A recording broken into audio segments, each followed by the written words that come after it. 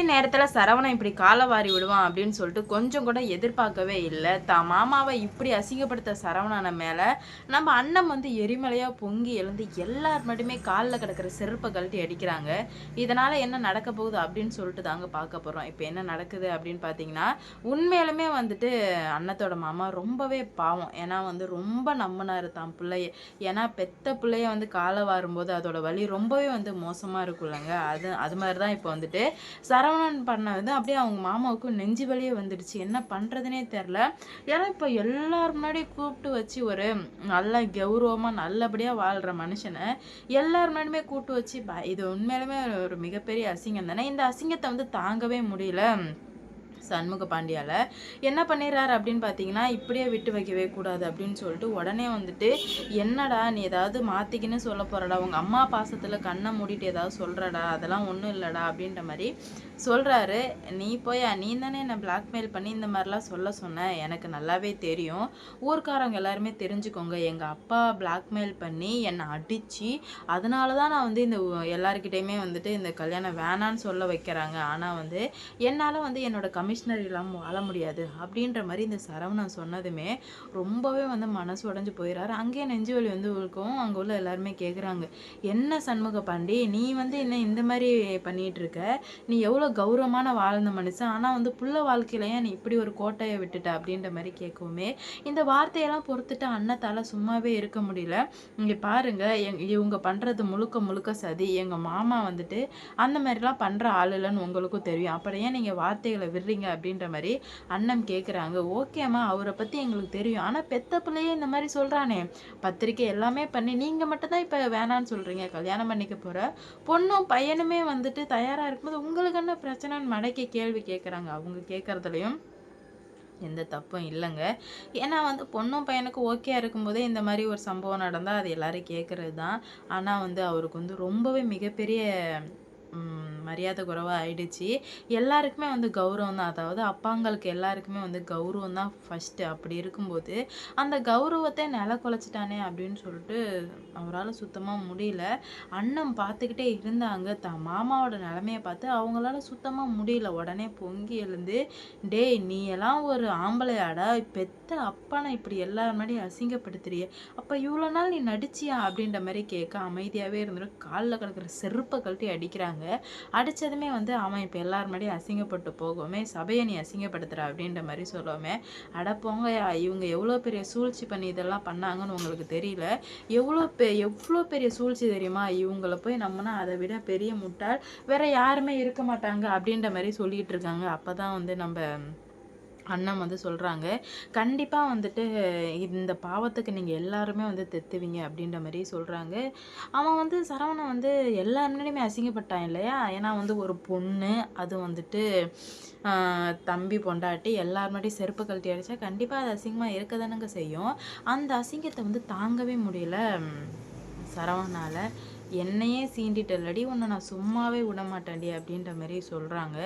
அடப்போடா இதுக்கு மேலே பார்த்துடலாம், நீ யார், இதுக்கு மேலே யார் ஜெயிக்கிறாங்க தோக்குறாங்கன்னு சொல்லிட்டு பார்க்கலாம், எவ்வளோ பெரிய தப்பு பண்ணியிருக்கீங்கன்னு உங்களுக்கு கொஞ்சமாச்சும் தெரியுதா இல்லையா அப்படின்னு கேட்குறதுக்கு அவங்க சொல்கிறாங்க, நான் எங்கே தப்பு பண்ணேன், நீங்கள் தான் வந்து பிளாக்மெயில் பண்ணி என்னை இந்த மாதிரிலாம் சொல்ல வச்சிங்க அப்படின்ற மாதிரி சொல்ல, மறுபடியும் பொய் சொல்லாத பெரியத்தான், உனக்கு அவ்வளோதான் மரியாதை அப்படின்ற மாதிரி சொல்லிடுறாங்க.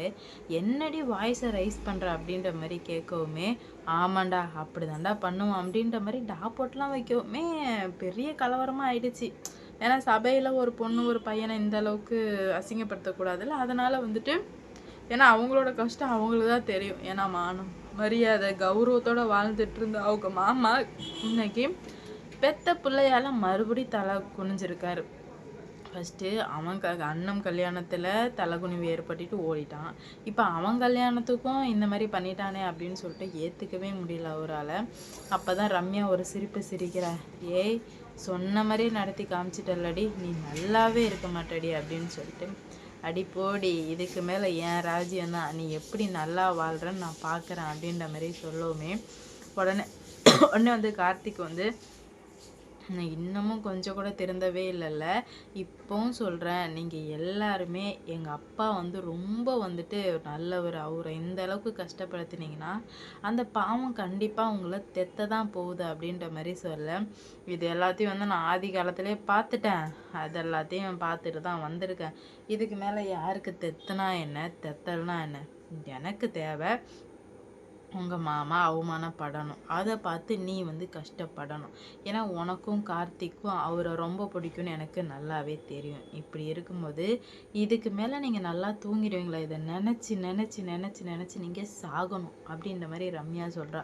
ஏன்னா இப்போ ஒரு அவமானப்பட்டால் அதே அகைன் அகைன் ஞாபகம் வர்றது நார்மல் தானேங்க. அதனால தான் இப்போ வந்து ரம்யா சொல்லவுமே அவங்க எல்லாருக்குமே வந்து என்ன பண்ணுறது போகிறதுனே தெரில. நீலாம் ஒரு பொண்ணா அப்படின்ற மாதிரி சொல்லவுமே ரம்யாவோட அம்மா வந்து சண்டைக்கு வர்றாங்க.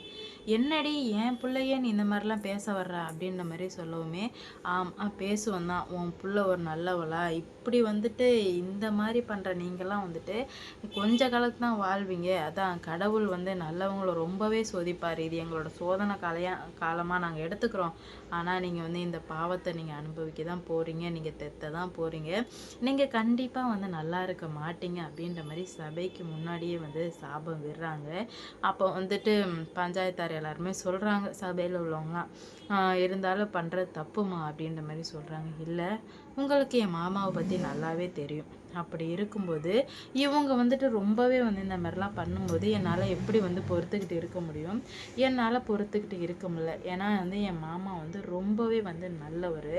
அப்படி இருக்கும்போது அவரை இந்த பாடுபடுத்துறது என்னால் பொறுத்துக்கவே முடியல அப்படின்ற மாதிரி சொல்லிடுறாங்க அண்ணன்.